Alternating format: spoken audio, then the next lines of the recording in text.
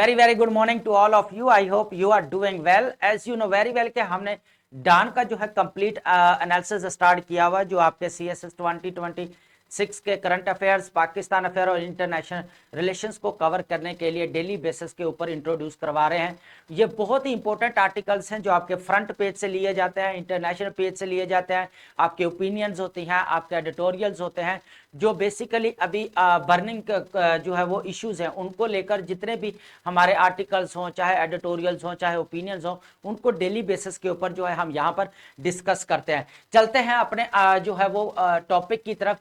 सबसे पहले यहाँ पर अगर मैं बता दूं, यहां पर जो हम डिस्कस करने वाले हैं, सबसे पहले हम डिस्कस करेंगे पाकिस्तान और सऊदी अरेबिया का जो रिलेशनशिप में एकदम से जो है वो बेहतरी आई है। स्ट्रेटेजिक डिफेंस पैक्ट हुआ है पाकिस्तान और सऊदी अरेबिया के दरमियान में। यहां पाकिस्तान की फॉरेन पॉलिसी जियो पॉलिटिक्स से जियो इकोनॉमी की तरफ शिफ्ट हुई है। तो ये बहुत इंपॉर्टेंट है पाकिस्तान के लिए और इकोनॉमी के लिए बहुत ज्यादा इंपॉर्टेंट है। यहां पर जो है हमारे प्राइम मिनिस्टर शहबाज शरीफ साहब ने जो है वहां पर जो है वो फ्यूचर इन्वेस्टमेंट इनिशिएटिव में जो है पार्टिसिपेट किया। ये बड़ी एक कह लें कि अच्छी बात है।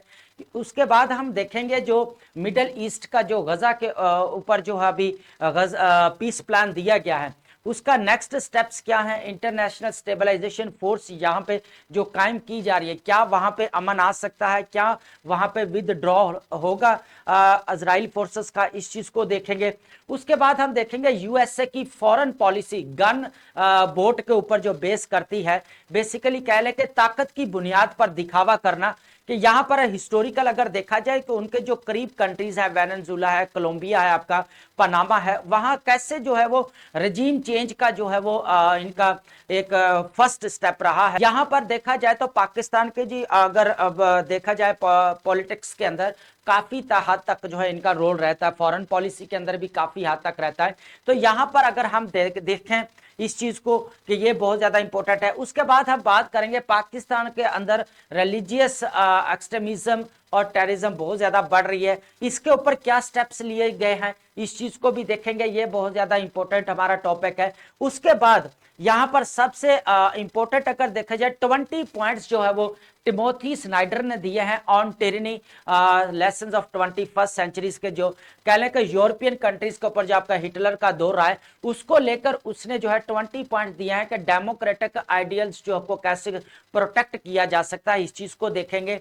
और ये बहुत इंपॉर्टेंट टॉपिक है आज हमारे। ठीक है, चलते हैं हमारे सबसे पहले आर्टिकल की तरफ। यहां पर देखेंगे पाकिस्तान और सऊदी अरेबिया के दरमियान में यहाँ पे न्यू इकोनॉमिक चैप्टर जो है वो ओपन हो चुका है और ये पाकिस्तान के कह लें कि इकोनॉमी के लिए बहुत ज्यादा बेस्ट है।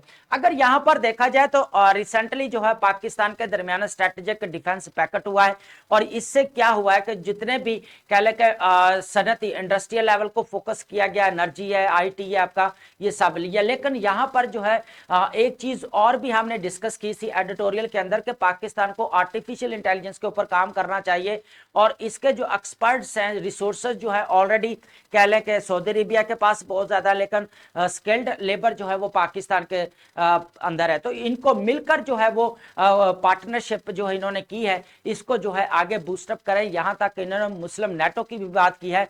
और इसके अलावा अगर देखा जाए कि पाकिस्तान ने क्या किया है, जो फ्यूचरिस्टिक कह लें कि इन्वेस्टमेंट इनिशिएटिव हुआ है, उसके अंदर जो है शहबाज शरीफ साहब ने यहाँ पर जो प्राइम मिनिस्टर ऑफ पाकिस्तान, उन्होंने यहाँ पर जो है वो कह लें कि शमूलियत इख्तियार की है। अगर यहाँ पर देखा जाए, सबसे पहले अगर देखा जाए 9th जो फ्यूचर, ये बेसिकली 2017 के अंदर रियाज के अंदर जो है बेसिकली ये इसको एस्टैब्लिश किया गया। यहाँ पर जो है वो कह लें कि इंटरनेशनल कह लें कि इन्वेस्टर्स, एंटरप्रेन्योर्स आते हैं जो ग्लोबल इकोनॉमी को डिस्कस करते हैं। ठीक है, कि कैसे इनको जो है वो इकोनॉमिक क्राइसिस को कैसे निपटा जा सकता है। यहाँ पर जो है अगर देखा जाए कॉन्फ्रेंस हुई है रियाज के अंदर। ठीक है, स्ट्रेटेजिक फ्रेमवर्क अगर यहाँ पर आपको पता है कि यहाँ पर पाकिस्तान और ऑलरेडी सऊदी अरेबिया के दरमियान में वो स्ट्रेटेजिक डिफेंस पैक्ट साइन हो चुका है ठीक है। यहां पर अगर देखा जाए इकोनॉमिक कोऑपरेशन जो है वो बहुत ज्यादा इंपॉर्टेंट है। पाकिस्तान की इकोनॉमी जो है वो स्टेबलाइज तो हो जाती है लेकिन ग्रोथ की तरफ नहीं जाती, तो पाकिस्तान को जियो पॉलिटिक्स से जियो इकोनॉमी की तरफ जाना चाहिए। जो अपॉर्चुनिटीज इस वक्त पाकिस्तान को नजर आ रही हैं, जो पाकिस्तान के कह लें के फायदे में है, तो वो ये है कि यूएसए के रिलेशंस को देख लें। यहां पे हमारे पाकिस्तान के जो सऊदी अरेबिया के साथ रिलेशन चल रहे ये बहुत अच्छे चल रहे, चाइना के साथ बहुत अच्छे चल रहे, तो इनका फायदा उठाना चाहिए, जियो इकोनॉमी की तरफ जाना चाहिए ताकि इकोनॉमी को जो है वो कह लें के ग्रोथ मिल सके, उनको बूस्ट अप किया जा सके। ठीक है, यहां पर देखेंगे फोकस सेक्टर्स क्या क्या है। सबसे पहले देखा जाए एनर्जी का है, इंडस्ट्रीज के ऊपर, माइनिंग के ऊपर, आईटी के ऊपर, टूरिज्म, एग्रीकल्चर, फूड सिक्योरिटी, ताकि प्रोडक्शन को है ज्यादा से ज्यादा बढ़ाया जाए और यहां पर जॉब जो है वो ज्यादा से ज्यादा क्रिएट की जाए ताकि यहां पर लोग जो अनएम्प्लॉयमेंट लोग हैं, यंग पीपल्स हैं, उनको जो है वो जॉब दी जा सके। तो ये एक बड़ी चीज है। उसके बाद बियॉन्ड लोन्स, ये बड़ी इंपॉर्टेंट है। पाकिस्तान 2025 के अंदर जो अभी रिसेंटली जो है अफेक्ट हुआ है फ्लड से, बहुत ज्यादा फ्लैश फ्लड से, तो यहां पर जो है पाकिस्तान को जो लॉस हुआ है, तो पाकिस्तान ने कहा है हम यहां पर जो है वो लोन नहीं लेंगे, ना फंड्स लेंगे, ना एड्स लेंगे, हम इसको खुद डील करेंगे, टैकल करेंगे। ये एक बड़ा कह ले के शहबाज शरीफ साहब ने एक रिसेंटली आपको पता होगा प्रीवियस ईयर में दिया, बेगर्स कांट बी चूजर्स। तो पता चल गया है कि कभी भी जो है वो भिखारी की अपनी कोई ख्वाहिश नहीं हो सकती, ना कोई वो डिसीजन ले सकता है, ना फैसला कर सकता है। ये बड़ा एक बेस्ट ऑप्शन रहा है। यहां पर इस चीज को देखेंगे कि इकोनॉमिक रिकवरी करने के लिए इन्होंने कहा हम ना लोन्स के ऊपर जाएंगे, ना हम एड की डिमांड करेंगे, ना फंड्स चाहिए हमें, हम खुद जो है इसके साथ निपटेंगे। तो ये है हमारा सबसे पहले इस क्वेश्चन को आपने डील करना, एज ए रेफरेंस कोट करना है। यहां पे फ्यूचर इन्वेस्टमेंट इनिशिएटिव, अगर पाकिस्तान और सऊदी अरेबिया के दरमियान में क्वेश्चन आता है रिलेशंस को लेकर या फिर इकोनॉमी के ऊपर आता है, तो पाकिस्तान को जियो इकोनॉमी की तरफ जाना चाहिए। ये इंपॉर्टेंट चीज है। उसके बाद हम देखेंगे यहां पर Pakistan engagement in Gaza peace initiative के अंदर बहुत ज्यादा रोल प्ले कर रहा है। यहां पर एक चीज मैं बता दूं, एंगेजमेंट जो आपको पता है कि गजा 20 जो पॉइंट्स हैं पीस प्लान वो दे दिए गए, आपको ये भी पता है। शर्म शेख के अंदर दिए गए हैं, कतर भी था आपका, इजिप्ट भी, इजिप्ट तो ऑलरेडी उधर है, उसके बाद आपका कतर था, टर्की था, पाकिस्तान भी था। ठीक है, तो यहाँ पे जो क्या गया जो है ही इज माय फेवरेट, तो या मैन, तो ये भी आपको स्टेटमेंट तो याद आ गई होगी अब।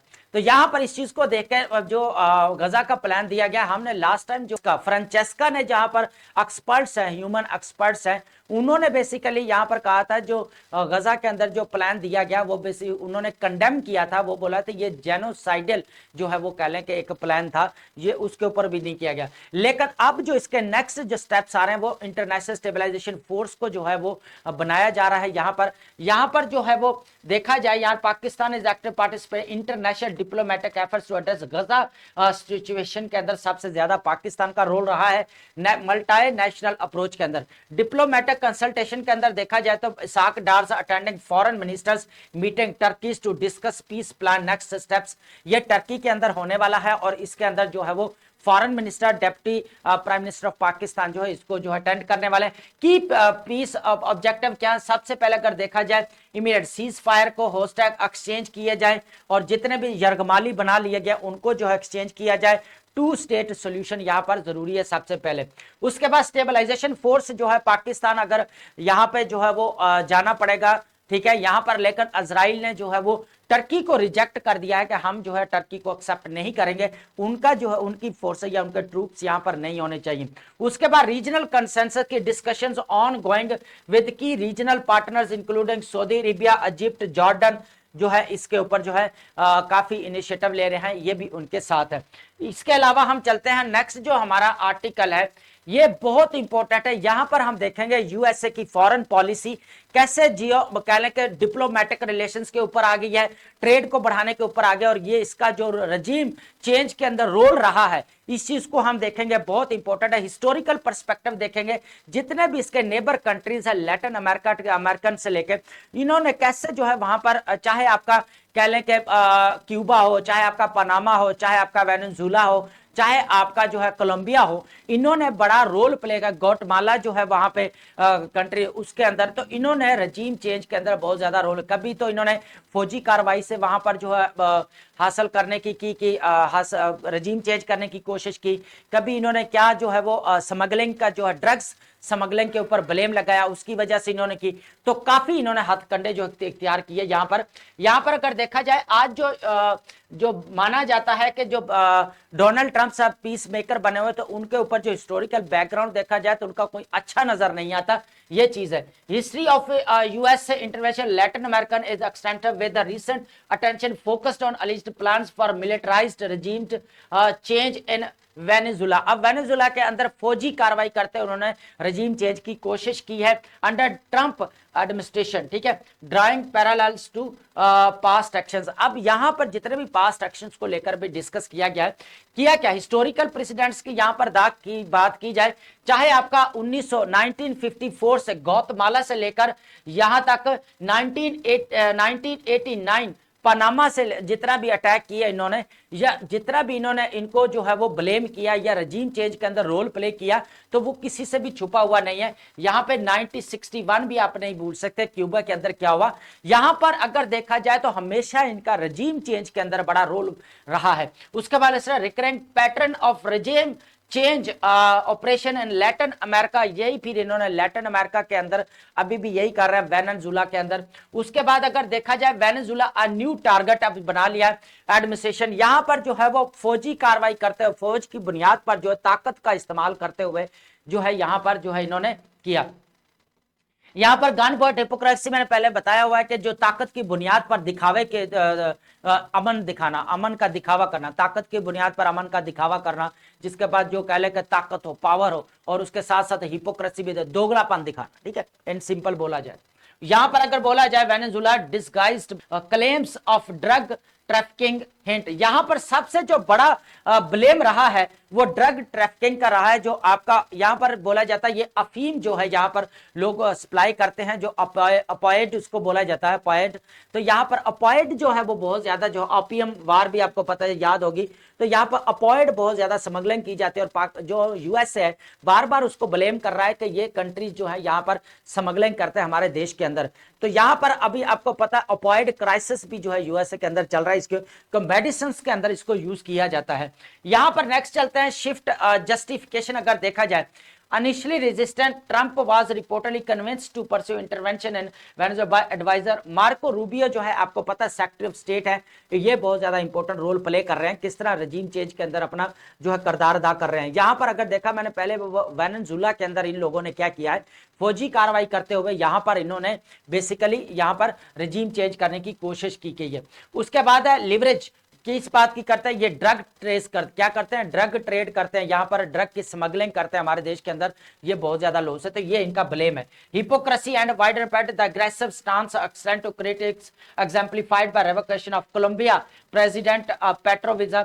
यहां पर जो कोलंबिया तक पहुंचेगा, आपको पता है अच्छी तरह के कोलंबिया के अंदर अब ये लोग कोलंबिया तक पहुंच गए कि कैसे वहां पर रजीम चेंज कर ड्रग सप्लाई करते हैं बहुत ज्यादा, ये स्मगलिंग सारा काम इनके ऊपर ब्लेम है, स्मगलिंग का, ये ड्रग सप्लाई करता है। असल जो मुद्दा है वो ये लेकर इसको ब्लेम करते हैं। तो यहां पर भी कोई, लेकिन यहां फिर भी जो है इनका ये कंडीशन है कि यूएसए का अगर देखा जाए कि आज दुनिया के अंदर जो पीस मेकर बनने जा रहे हैं, उनके हिस्टोरिकल बैकग्राउंड क्या रहा, अभी जो अपने नेबर कंट्री के साथ क्या कर रहे हैं। आप मैक्सिको का आपका भूल सकते हैं, आप मैक्सिको 2016 के अंदर क्या हुआ, वर्ल्ड ऑर्डर चेंज हो रहा है, तो माना जाता है कि जो policy, foreign policy according to the जो वो ऑर्डर चेंज जो हो रहा है दुनिया का, तो उसके अकॉर्डिंग जो चेंज होती रहती है। लेकिन आज जो मल्टीपोलैरिटी की तरफ जो जा रहा है, तो फॉरेन पॉलिसी भी उनकी एकदम से चेंज होगी। यहां पर आप देखेंगे स्टेट के अंदर जो रिलीजियस एक्सट्रीमिज्म, इसके ऊपर क्या क्या चीजें जो है वो स्टेप्स लिए गए हैं। आपको पता है रिसेंटली जो है वो टीएलपी ने जो तहरीक लब्बैक एक्शन, उन्होंने काफी जो प्रोटेस्ट्स वगैरह किया गजा के अंदर अमन लाने के लिए। रिलीजियस एक्सट्रीमिज्म पाकिस्तान फिर recurring struggle with violent religious political group like TLP whose recent ban highlights, उनको जो है बैन करने की बात की गई है। और यहाँ पर जितने भी उन्होंने प्रोटेस्ट किए हैं वो बिल्कुल जो है वो स्टेट के लिए फायदेमंद नहीं थे, यहाँ पर जो है नॉन एक्टर स्टेट जो है फायदा उठाते हैं। रिपीटेड अगर बोला जाए बैंस, बार बार इसको जो है वो बैन किया जा रहा है, repeated bans recurring gang violence TLP has been banned for second time 4 years में जो है वो बैन कर दी गई है। फिर state appeasement ALP rise historic state appeasement and the lift off previous bans, फिर इन्होंने दोबारा जो है प्रीवियस बैन्स आपको पता उठाया तो इन्होंने फिर प्रोटेस्ट किए वहां पर गजा के फेवर में कि गजा के अंदर जो है वो अमन होना चाहिए। वेपनाइजिंग ब्लास्फेमी लॉस जितने भी पास किए उसको देखा जाए, जितने भी मिस यूज कर रहे हैं रिलीजन का उनको जो है यहाँ पर जो है वो सजा देना है, पनिशमेंट देनी है। डीप रूटेड कॉजेज देखी जाए, सबसे पहले एक्सट्रीमिज्म क्या रिलीजन, सबसे पहले क्या होता है कि ये लोग TLP के जितने भी एजुकेटेड लोग हैं और जितने भी बैकवर्ड एरिया से बेचारे आते हैं उनको लिया गया है। डीप रूटेड देखा जाए वो बेसिकली पॉवर्टी बहुत ज्यादा रेट है उनके दरमियान में, इनएडिक्वेट एजुकेशन की कमी है, पॉवर्टी बहुत ज्यादा है, पॉलिटिकल एक्सप्लॉयटेशन हो रही है, religious create fertile grounds for extremist ideology and necessitating comprehensive societal reforms. तो ये बहुत ज्यादा इंपॉर्टेंट है कि पाकिस्तान के अंदर जो रिलीजियस एक्सट्रीमिज्म बढ़ रही है, पॉवर्टी है, अनएम्प्लॉयमेंट है, आपको पता है, उसके बाद अगर पॉलिटिकल एक्सप्लॉयटेशन भी बहुत ज्यादा चल रही है तो इसकी वजह से भी एक्सट्रीमिज्म बढ़ रही है। तो पाकिस्तान के जो गवर्नमेंट को क्या इसके ऊपर करना चाहिए, जितने ब्लास्फेमी जो है वो एक्ट से लेकर जितना भी जो पाकिस्तान जो सॉवरेनिटी के लिए खतरा है उनको जो है वो उनके लिए कोई सिस्टमैटिक एंड प्रैक्टिकल जो है वो मेजर्स लेने चाहिए, स्टेप्स लेने चाहिए। उसके बाद अगर हम बात करें यहाँ पर प्रोटेक्ट डेमोक्रेटिक आइडियल्स, ये बहुत ज्यादा इंपॉर्टेंट है। यहाँ पर जो है वो टिमोथी स्नाइडर ने यहाँ पर जो है लिखा है, बेसिकली इनका जो टारगेट है यूरोपियन कंट्रीज है, हिटलर्स है, मोसलिनी लेकर जितने भी है उनको टारगेट किया गया कि किस तरह जो अथॉरिटेरियन रूल था, लेकिन अब जो डेमोक्रेटिक जो है आइडियल्स को कैसे बचाया जा सकता है, इसने 20 पॉइंट्स दिए हैं। ये आपके एग्जाम पॉइंट व्यू से बहुत ज्यादा इंपॉर्टेंट है। अगर डेमोक्रेसी के रिलेटेड आता है क्वेश्चन, कहीं पे भी अब कोई पावर यूज कर रहा है जैसे USA करता रहा है अभी नेबरिंग कंट्रीज के अंदर, तो इसको अथॉरिटेरियन रूल्स दिखावे की जो कह लें कि एक अमन की बात करते हैं, तो यहां पर देखेंगे कि किस तरह जो है वो 20 पॉइंट्स जो है वो ऑन टेरनी के ऊपर इन्होंने दिए हैं, उसको कैसे टैकल किया जाए। सबसे पहले इनकी एक स्टेटमेंट है, बड़ी इंपॉर्टेंट है यहां पर, history does not repeat but it does instruct. वो कहता है हिस्ट्री दोबारा दोहराती नहीं है लेकिन ये बहुत कुछ सिखाकर जाती है। ये बड़ी इंपॉर्टेंट है, ये आपका ऐसे के अंदर भी जो है वो कह लें कि ये स्टेटमेंट आ सकती है। इस चीज को जो है आपने देखना है, ये आप कोटेशन जो है हर जगह तकरीबन यूज कर सकते हैं, ठीक है। जहां पे पाकिस्तान की चाहे इकोनॉमी को लेकर हो, पाकिस्तान की चाहे पॉलिटिकल पोलराइजेशन हो, डायनेस्टिक पॉलिटिक्स इन पाकिस्तान हो, तो आप कह सकते हैं कि history does not repeat but it does instruct, ये सिखाती जरूर है। रेजिस्टिंग टेरेनी को रेजिस्ट करने के लिए की लेसंस फ्रॉम हिस्ट्री से क्या होने चाहिए, कंटिन्यूड एक्सप्लोरेशन, टिमोथी स्नाइडर ने कहा ऑन टेरेनी के ऊपर, these next elections practical advice for upholding democratic values and resistant authoritarian rule को कैसे जो है वो कह ले के रेजिस्ट किया जा सकता है, इसके पॉइंट्स हैं। सबसे पहले अगर देखा जाए, फर्स्टली अगर लेसन के अंदर देखा जाए तो उसने anticipatory obedience is political tragedy, वो कहता है वक्त से पहले ही अगर पॉलिटिक्स सियासत को मान लिया जाए तो ये एक पॉलिटिकल अलमिया होगा, सियासी अलमिया होगा कि उसको पहले से एडवांस में नहीं मानना चाहिए। डोंट ओबे द एडवांस, कभी भी एडवांस में नहीं मानना चाहिए। जितनी देर उसकी जो कोर पॉलिसी सामने नहीं आ जाती उस वक्त तक जो है वो नहीं जांचा जा सकता, ये उनका कहना, ठीक है।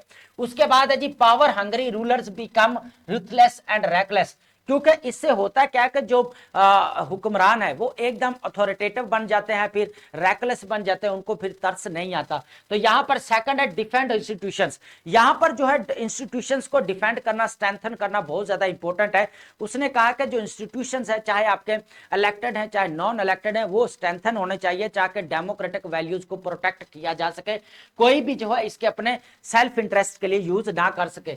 उसके बाद अगर history does not repeat but it instruct, history professor हैं ये हमारे टिमोथी स्नाइडर, ठीक है। उसके बाद है lesson beware the one party system, आपको पता है वन पार्टी सिस्टम की बात कर रहा है, हिटलर की बात कर रहा है, यूरोपियन कंट्री का मैंने पहले बताया, इसको पूरा जो है इसने लिखा है 20 जो सेंचुरी के अंदर चला है। तो यहां पर इसने कहा वन पार्टी सिस्टम नहीं होना चाहिए, मल्टी पार्टी सिस्टम होना चाहिए।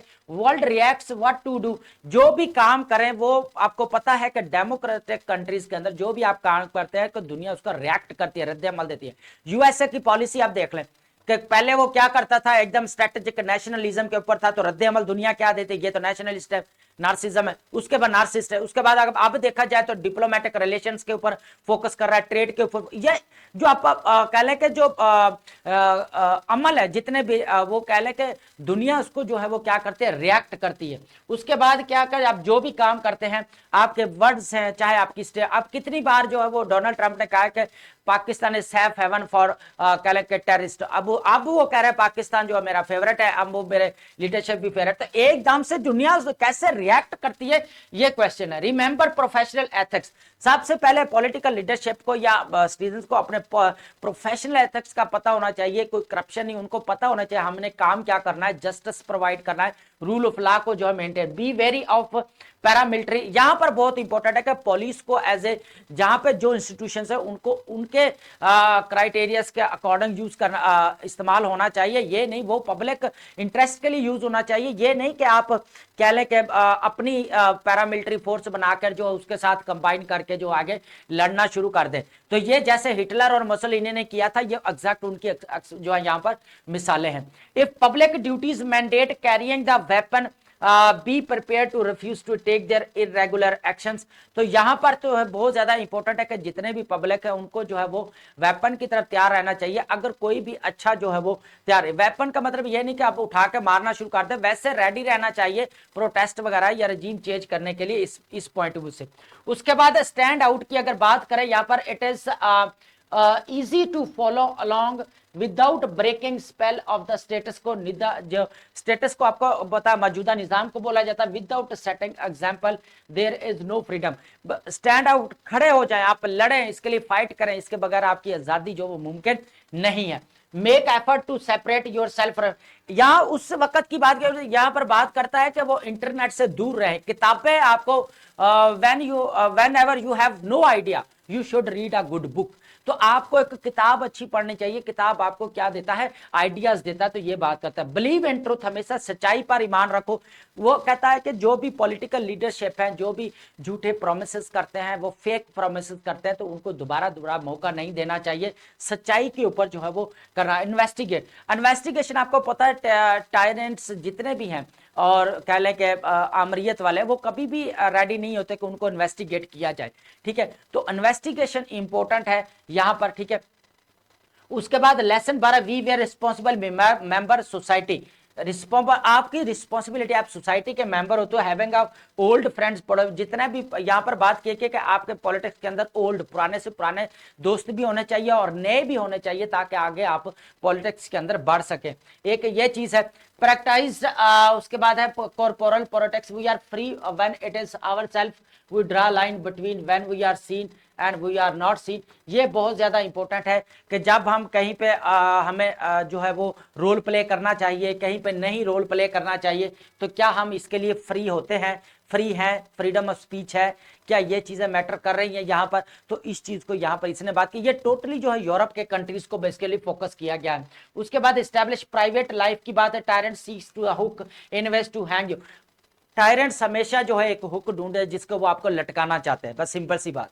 उसके बाद contribute to good causes, civil society should safeguard freedom of expression के ऊपर फोकस करना चाहिए ज्यादा से ज्यादा। उसके बाद learn from peers from other, ज्यादा से ज्यादा जो है वो मिस्टेक से लर्न करना चाहिए, जो अपने नेबर कंट्रीज हैं उनसे लर्न करना चाहिए। अब इंडिया आगे इकोनॉमी के आगे जा रहा है, तो पाकिस्तान को भी लर्न करना चाहिए, जियो इकोनॉमी की तरफ शिफ्ट करना चाहिए। लिसन फॉर डेंजरस वर्ड्स, जितने भी जो है वो डेंजरस वर्ड्स है उनको गौर अच्छे से सुनना चाहिए, जिसके अंदर आपका टेररिज्म है, एक्सट्रीमिज्म, ये 2 वर्ड्स जो है बहुत ज्यादा इंपॉर्टेंट है, इनको अच्छे से सुनना चाहिए कि आगे इससे क्या हो सकता है। उसके बाद है मॉडर्न टर्नी इज टेरर मैनेजमेंट। अब मॉडर्न टर्नी के अंदर क्या होता है कि वो दिखावे के, मैंने पहले भी बोला कि ताकत की बुनियाद पर अमन दिखाना है ना, अमन का दिखावा करना। तो यहाँ पर क्या करते हैं, आजकल की जो सियासत है टेररिज्म का ड्रामाई, वो कह लें कि डिबेट स्टार्ट करते हैं, ड्रामाई सिचुएशन क्रिएट कर देते हैं, ठीक है। तो ये एक बड़ी चीज है, इससे अवेयर रहना चाहिए। वो कहता है बी पैट्रियट, हमेशा जो है वो मुहब्बे वतन रहना चाहिए, मुल्क की खातर जो है लड़ना चाहिए। बी कर्जियस, हमेशा हिम्मत वाला रहना चाहिए। तो ये चीज है कि ये जितने भी कह लें कि हिटलर एंड मोसोलिनी वाले पॉइंट्स जो है हमें नजर आते हैं, तो यहाँ पर जो है इनको डेमोक्रेटिक आइडियल्स को ये बेसिकली सिटीजन्स के फेवर में दिए गए हैं। उसके बाद हम बात करते हैं यहाँ पर एआई इन उर्दू। यहाँ पर एआई इन उर्दू में अगर इसका थोड़ा थोड़ा ऊपर बता दूं, हवाला दे दूं रेफरेंस, तो यहाँ पर एआई के जो अमेरिकन टेक्नोलॉजी कंपनी है उन्होंने इंट्रोड्यूस करवाया, मेटा एआई ने, कि एआई को जो है इंट्रोड्यूस करवाया as a language, Urdu language में, ताकि जो है वो डिजिटल डिवाइड को खत्म किया जा सके, लोग ज्यादा से ज्यादा एक्सेस हासिल कर सके, अपनी डोमेस्टिक लैंग्वेज के ऊपर ज्यादा जो है पॉसिबिलिटीज नजर आती हैं। Meta AI Meta has introduced AI capabilities for the Urdu language, a move hailed a milestone for digital inclusivity in Pakistan, whilst his promise to make advanced technology more accessible, ताकि जितने भी technology है, यहाँ पर question ये है कि पाकिस्तान के अंदर जो डिजिटल डिवाइड को कैसे खत्म किया जा सकता है, इस चीज को जो है निपटने के लिए कह लें कि टेक्नोलॉजिकल जो इनक्वालिटी है, डिस्पैरिटी, उसको खत्म करने के लिए उर्दू का जो है यहाँ पर डोमेस्टिक लैंग्वेज जो है वो इंट्रोड्यूस करवाई गई है, ताकि हर कोई जो इस तक पहुंचे। ब्रिजिंग डिजिटल डिवाइड, ये बहुत ज्यादा इंपॉर्टेंट है, आपका ऐसे का टॉपिक यहाँ पे आ सकता है ये वाला, ठीक है, डिजिटल डिवाइड। तो यहाँ पर जो है एआई ने जो उर्दू में जो यहाँ पर इंट्रोड्यूस करवाया जा रहा है वो बहुत ज्यादा इंपॉर्टेंट है। मिटिगेट इमर्जिंग रिस्क, जितने भी रिस्क है खत्म किए जा सकते हैं, ताकि कोई मिस इन्फॉर्मेशन है या डिस इन्फॉर्मेशन है उसको जो है इजीली हर कोई अंडरस्टैंड कर सके, क्योंकि डोमेस्टिक लैंग्वेज को तो हर कोई जानता है। उसके बाद हम यहाँ पर देखेंगे तीन जो है सबसे, मैं ओवरव्यू दे दूं, यहाँ तक इजराइल के अंदर आपको पता है, फर्स्ट अगर देखा जाए इजराइल के अंदर कह लें कि आपका ट्रूस हो चुका है, एग्रीमेंट हो चुका है, सीज फायर हो चुकी है, लेकिन वहां पर अभी भी जो इजराइल स्ट्राइक कर रहा है, अभी भी जो है एयर स्ट्राइक कर जारी है, उधर अभी भी बमबारी जारी है। तो ये एक कह लें कि हमने एज ए कोर्ट जो है वो रखना है कि सीज फायर होने के बाद भी ये कंडीशन थी। Pakistan attend to moot next week जो है वो पाकिस्तान जो है वो फिर जो है टर्की के अंदर जो मीटिंग होने वाली है वहां पर जो है वो जाएंगे। 8 कंट्रीज हैं। मोदी स्किप्ड, यहाँ पर मोदी साहब ने क्या किया, आसियान समिट को जो है वो स्किप कर दिया, क्योंकि पाकिस्तान के जो इसके साथ रिलेशन चल रहे हैं। उसके बाद मोदी का अगर देखा जाए तो उसके कंट्री बिहार के अंदर इलेक्शन चल रहे हैं, तो उसको भी वो छोड़कर नहीं जाना चाहते। तो ये भी एक बड़ी इनके इंटरनल पॉलिटिक्स हमेशा इनकी जो है वो फर्स्ट प्रायोरिटी रही है कि किस तरह जो है हमने डील करना है। तो ये एक चीज जो है, फिर ये जो है वो बिल्कुल जो है वो नहीं गए वहां पर आसियान में, ठीक है, यूएस ट्रंप, ताकि ये हुआ क्या कि ये बचना चाहते थे टोटली अपनी शर्मिंदगी, जो एम्बेरसमेंट हुई है इसकी वजह से, जो इनके न्यू दिल्ली और वाशिंगटन से जो कह लें कि रिलेशंस में खराबी आई है, डिसफंक्शनल रिलेशंस हुए हैं, उसकी वजह से जो है इश्यूज क्रिएट हुए। तो यहाँ पर फिर नरेंद्र मोदी जो है वो उन्होंने अटेंड नहीं की। यहाँ पर फिर चलते हैं, हमारे बहुत इंपॉर्टेंट वर्ड्स हैं। सबसे पहले देखें मूट। मूट का बोला जाता है बहस में लेना, डिबेटेबल बनाना, गैर यकीनी या काबिल बहस में लेकर आना। बैक ट्रैक का मतलब होता है पीछे हट जाना, रिवर्स आ जाना, डिसीजन कर लेना। कन्फर्मिटी का मतलब होता है compliance with rules and regulation, हम आहंगी पैदा करना, ठीक है, फ्रेंडली मुताबिकत रखना, कोई फ्रेंडली माहौल क्रिएट करना, ठीक है। उसके बाद अनरेवलिंग का मतलब होता है बिखरना, टूट पड़ना, ठीक है, फॉलिंग अपॉर्ट, ठीक है, कमिंग अनडन। उसके बाद है अनलैश का मतलब टू रिलीज आर लेट लू, आजाद कर देना, छोड़ देना, जाहिर कर देना। अनलिश का मतलब है क्रिस क्रॉसेस का मतलब होता है, क्रिस क्रॉसेस का मतलब होता है इधर उधर जाना, इधर उधर भाग दौड़ करना, ठीक है, बार बार। उसके बाद है फैसिनेशन का मतलब होता है कशिश, पुरकशिश नजर आना, आपको पता है, इंटेंस इंटरेस्ट और अट्रैक्शन। एंडेवर का मतलब सीरियस एफर्ट टू अटेम्प्ट, कोशिश करना, जिद। वमिंगर का मतलब होता है जंग पसंद, जंग भड़काने वाला। ये बेसिकली जो है वो ट्रंप के लिए वर्ड यूज किया गया, person who promotes favour words. Dysfunction का खराबी को बोला जाता है एबनॉर्मल और इम्पेयर्ड फंक्शंस। डेस्परेशन का मतलब hopeless, despair leading to rash actions, मायूसी दिखाना। वेसिफ्रस का मतलब होता है लाउड एंड फोर्सफुल, एकदम से कह लें कि पुरशोर में जो है वो कह लें कि आवाज लगाना, जोरदार आवाज लगाना। ब्लैंटेड का मतलब होता है ऑब्वियस, बिल्कुल जो गुस्ताख को खुल्लम खुला बोला जाता है इसको, एकदम ओपन माइंडेड। डिमिनिश का मतलब होता है खत्म करना, स्मॉलर और वीकर, काम कर देना, घटा दे। कोवेट का मतलब होता है लालची को बोला जाता है, to desire something belonging to others. Capricious का मतलब है अनप्रिडिक्टेबल, चेंजेबल, गैर मुस्तकिल मिजाज जो चेंज होता रहता है उसको बोला जाता है। ऑब्सीन का ऑब्सेंस, ऑफेंसिव और इनडिसेंट, बेहयाई या फहिश को बोला जाता है ऑब्सीन, आपको पता ही है। हर्लिंग का मतलब होता है थ्रोइंग ऑफ फोर्सफुली, फेंक देना, जोर से मारना, क्या करना, फेंक देना या जोर से मार देना। परपोर्टेड का मतलब होता है सपोज्ड करना, दावे के मुताबिक, मुबैना कहना। डिमर्ड का मतलब ऑब्जेक्ट और हेजिटेटेड, एतराज लगाना या हिचकिचाना, ठीक है। डेलिब्रेशन का मतलब होता है यहाँ पर केयरफुल थॉट या गौरव फिक्र करना या मुशावरत करना, डेलिब्रेशन को बोला जाता है। ये हमारे इंपॉर्टेंट वर्ड जिनको नोट